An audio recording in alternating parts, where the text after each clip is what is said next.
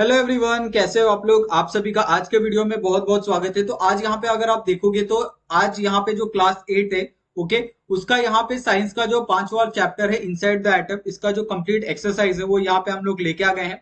अगर आप इसके अंदर सबसे पहला क्वेश्चन यहाँ पे अगर आप देखते हो तो सबसे पहले क्वेश्चन आपको पूछा है कि आंसर द फॉलोइंग, यानी what is the difference in the atomic model of the Thomson and Rutherford. Okay, तो आपको ये बताना है सिंपली जो एटॉमिक मॉडल था थॉमसन का और रुदरफोर्ड का, दोनों के अंदर क्या डिफरेंस है। ओके, जैसे अगर आप एटॉमिक मॉडल ऑफ थॉमसन की बात करोगे तो उन्होंने एक एटम लिया था, एटम के अंदर क्या क्या चीजें होती है, इलेक्ट्रॉन, प्रोटॉन, न्यूट्रॉन, उसके बारे में एक्सप्लेन किया था। और रुदरफोर्ड ने क्या किया था, उनका जो एटॉमिक मॉडल था उसमें उन्होंने एक जो गोल्ड फॉइल था उसके ऊपर स्ट्राइक करवाया था, ओके, बम्बार्टमेंट करवाया था।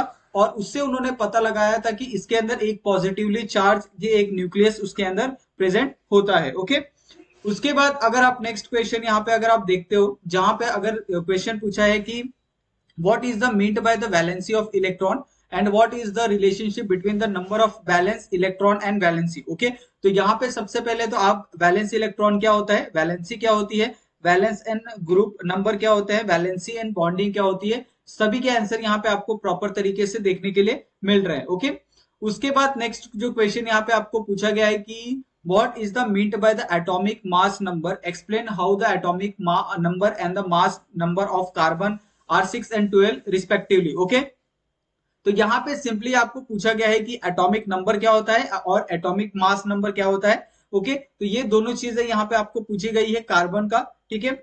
उसके बाद यहाँ पे नेक्स्ट क्वेश्चन यहाँ पे आपको पूछा गया है कि what is the meant by the subatomic particle, give the brief information of the three subatomic particle with reference to the electrical charge, mass and location। Okay, तो आपको क्या करना है, यहाँ पे सब एटॉमिक पार्टिकल्स के बारे में आपको बताना है, उसका यहाँ पे आप डेफिनेशन देख सकते हैं। उसके बाद आपको ब्रीफ इंफॉर्मेशन देना है सब एटॉमिक पार्टिकल्स के, जिसमें आपको इलेक्ट्रिकल चार्ज, मास और लोकेशन, ये सारी चीजों के यहाँ पे आप देख सकते हैं। इलेक्ट्रॉन, प्रोटॉन, न्यूट्रॉन में सभी के इलेक्ट्रिकल चार्ज हो, मास और लोकेशन, ये सारी चीजों का जो आंसर है यहाँ पे आपको दिया गया है। ओके, उसके बाद यहाँ पे जो नेक्स्ट क्वेश्चन टाइप आपको पूछा गया है वो है आपका गिव साइंटिफिक रीजन।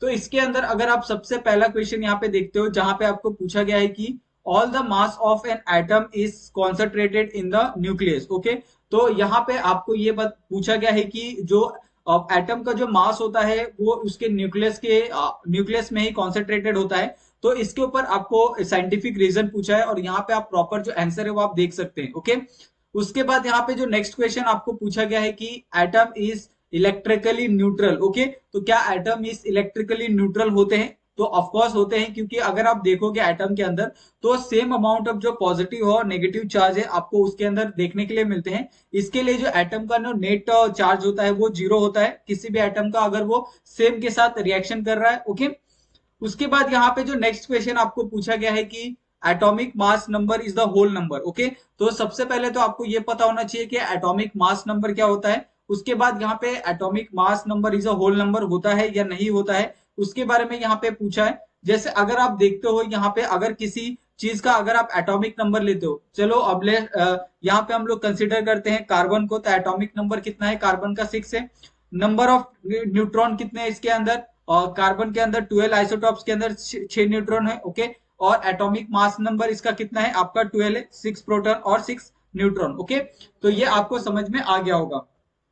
उसके बाद यहाँ पे जो नेक्स्ट क्वेश्चन आपको पूछा गया है कि atoms are stable through the negatively charge electron are revolving within it. Okay, तो आपको पूछा है कि क्या जो एटम होते हैं वो नेगेटिवली चार्ज होते हैं इलेक्ट्रॉन, ओके, जो रिवॉल्व करते हैं, ठीक है। तो यहाँ पे आपको ये बताना है कि क्यों, तो इलेक्ट्रोमैग्नेटिक फोर्स के कारण, सेंट्रीपिटल फोर्स के कारण, क्वांटम मैकेनिक्स के कारण और अनसर्टेनिटी प्रिंसिपल के कारण।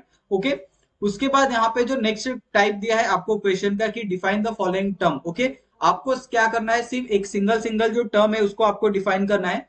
जैसे यहाँ पे आपको एटम दिया है, तो एटम क्या होता है, एक स्मॉलेस्ट पार्टिकल होता है, स्मॉलेस्ट। ओके, उसके बाद आइसोटॉप्स क्या होते हैं, अगर आप देखोगे तो आइसोटॉप्स, कार्बन के आइसोटॉप्स देखने के लिए मिलते हैं। ओके, हाइड्रोजन के आइसोटॉप्स आपको देखने के लिए मिलते हैं। तो ऐसे बहुत सारे एलिमेंट है जिसके आइसोटॉप्स आपको देखने के लिए मिलते हैं। ओके, उसके बाद यहाँ पे अगर आप नेक्स्ट क्वेश्चन देखोगे जो आपका है एटॉमिक नंबर। ओके, तो एटॉमिक नंबर क्या होता है, एटॉमिक मास क्या होता है, दोनों अलग चीजें हैं। तो दोनों यहाँ पे आपको सेम पेज पे ही आपको मिल गया एटॉमिक नंबर और एटॉमिक मास नंबर। ओके, उसके बाद यहाँ पे आपको नेक्स्ट पूछा है कि moderator is a nuclear reactor. Okay, तो यहाँ पे आपको ये बताना है कि जो एक मॉडरेटर होता है क्या वो न्यूक्लियर रिएक्टर की तरह काम करता है, ओके, या फिर उसमें वो किस तरीके से फंक्शनल है, वो सारी चीजें यहाँ पर आंसर में आपको देखने के लिए मिलेगी। ओके, उसके बाद अगर आप नेक्स्ट क्वेश्चन टाइप देखते हो जहां पे आपको सिंपली सिर्फ जो डायग्राम है वो ड्रॉ करने के लिए कहा है और उसको लेबल करने के लिए कहा है। ओके, तो रुदरफोर्ड स्कैटरिंग एक्सपेरिमेंट ये सबसे इजी है। ओके,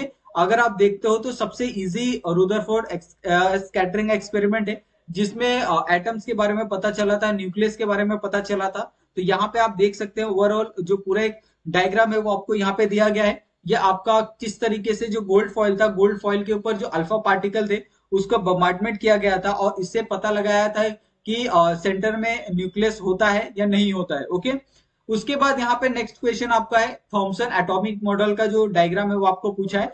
तो हमने ऑलरेडी कहा था कि थॉमसन ने क्या किया था, सिर्फ एक एटम को कंसिडर किया था और एटम को कंसिडर करके उसके अंदर जितने भी पॉजिटिव चार्ज है, नेगेटिव चार्ज है, उसको यहाँ पे उन्होंने दिखा था और उसके ऊपर ही अपना जो पूरा कंक्लूजन है वो यहाँ पे दिया था। ओके, उसके बाद यहाँ पे नेक्स्ट क्वेश्चन आपको पूछा गया है कि diagrammatic sketch of the electronic configuration of magnesium. Okay, जिसका एटॉमिक नंबर कितना है आपका 12 है।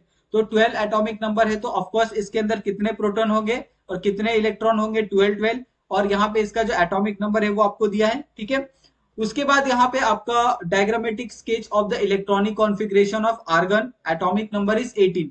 तो 18 का यहाँ पे आपको क्या करना है, जो ये है इलेक्ट्रॉनिक कॉन्फ़िगरेशन है वो आपको लिखना है। ओके, तो यहाँ पे सबसे पहले तो आर्गन में कितने इलेक्ट्रॉन प्रोटॉन होते हैं, 18 18। ओके, और उसके हिसाब से यहाँ पे आप देख सकते हैं कि उसका जो 1s2 2s2, ओके, और 2p6 3s2, ये इस तरीके से आपको जो इलेक्ट्रॉनिक कॉन्फ़िगरेशन है ओके आपको यहाँ पे लिखना है। उसके बाद यहाँ पे नेक्स्ट जो क्वेश्चन पूछा गया है वो फिलिंग द ब्लैंक्स। तो हमने क्या किया, डायरेक्ट यहाँ पे जो आंसर है वो आपको लिख के दिया है। ओके, पहले में आपका आएगा सब एटॉमिक पार्टिकल, दूसरे में आपका नेगेटिव, और तीसरे में आपका के शेल, चौथे में आपका एम शेल, और पांचवे में आपका आएगा 3। ओके, तो इस हिसाब से आप आंसर को फिल कर सकते हैं। ओके, उसके बाद यहाँ पे नेक्स्ट क्वेश्चन आपको पूछा गया है कि मैच द पेयर। तो आपको दो ग्रुप दिए हैं, ग्रुप ए और ग्रुप बी। आपको क्या करना है, जो ग्रुप ए है ग्रुप बी से क्या करना है, मैच करना है जो करेक्ट है। जैसे प्रोटॉन क्या होते हैं, पॉजिटिवली चार्ज होते हैं, इसके लिए इसको मैच किया है। ओके, इलेक्ट्रॉन आप सभी को पता है कि नेगेटिवली चार्ज होते हैं और जो न्यूट्रॉन होता है आपका न्यूट्रल होता है। ओके, उसके बाद यहाँ पे जो नेक्स्ट क्वेश्चन आपको पूछा गया है वो है आपका deduce from the datum provided. Okay, तो आपको क्या करना है, यहाँ पे आप देख सकते हैं कि डेटम आपको प्रोवाइडेड दिया गया है। ओके, सोडियम का एटॉमिक मास और एटॉमिक नंबर दोनों दिया गया है, कार्बन का भी एटॉमिक मास और एटॉमिक नंबर दिया गया है, क्लोरीन का भी एटॉमिक मास और एटॉमिक नंबर दिया गया है। ओके, तो इसके अकॉर्डिंग क्या करना है आपको, यहाँ पे इसका न्यूट्रॉन नंबर आपको पता करना है सोडियम का, मास नंबर पता करना है आपको कार्बन का, और प्रोटॉन नंबर आपको पता करना है क्लोरीन का। ओके, तो इस तरीके से इस क्वेश्चन को आपको सॉल्व करना है। तो इस तरीके से यहाँ पे ये जो पूरा एक्सरसाइज है यहाँ पे खत्म होता है। अगर आपको इसके अंदर कुछ डाउट होगा तो आप लोग हमें कमेंट करके बोल सकते हैं, या फिर आप चाहो तो हमें टेलीग्राम और इंस्टाग्राम पे भी आप हमें मैसेज कर सकते हैं। वहां पे आपके जो भी डाउट्स है आप आपसे क्लियर कर सकते हो। ओके, तो आई होप कि आपको हमारी वीडियोस पसंद आई होगी। अगर आपको कुछ डाउट लगता है या फिर आप कुछ रिव्यू करना है तो आप लोग हमें कमेंट करके बता सकते हो कि हम क्या इंप्रूव कर सकते हैं। ओके, और आपको वीडियो अच्छी लगी हो तो प्लीज आप वीडियो को लाइक कीजिए, दोस्तों के साथ शेयर करिए, और आप प्लीज चैनल को सब्सक्राइब करना बिल्कुल मत भूलिएगा। थैंक यू सो मच, मिलते हैं हम लोग नेक्स्ट वीडियो में नए टॉपिक के साथ। Thank you so much.